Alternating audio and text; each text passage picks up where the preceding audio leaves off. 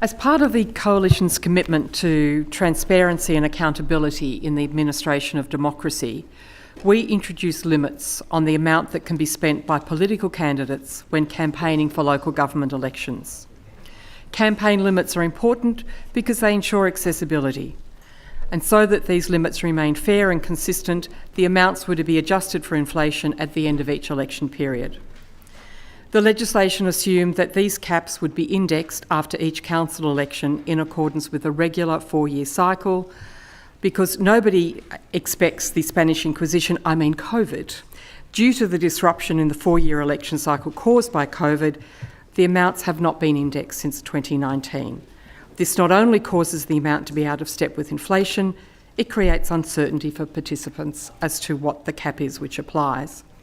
In this context, this bill is entirely appropriate in that it provides for the adjustment of the current caps as if the first election period specified for calculation ended on the 4th of December 2021, which was the actual date of that election, not the scheduled date in 2020.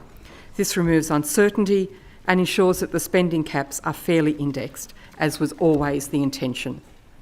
The bill also provides for a mechanism for calculation should local governments be delayed by extraordinary circumstances in the future. We are still seeing the impacts of COVID in a variety of unexpected places. It is important to ensure we respond to this and future-proof our legislation so that we can move smoothly through challenges which may arise.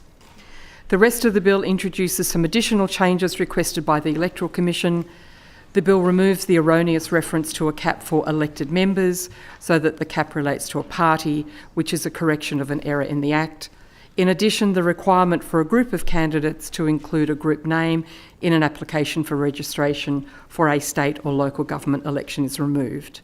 This will address the current confusion whereby groups are required to provide a name, but this name does not appear on the ballot paper.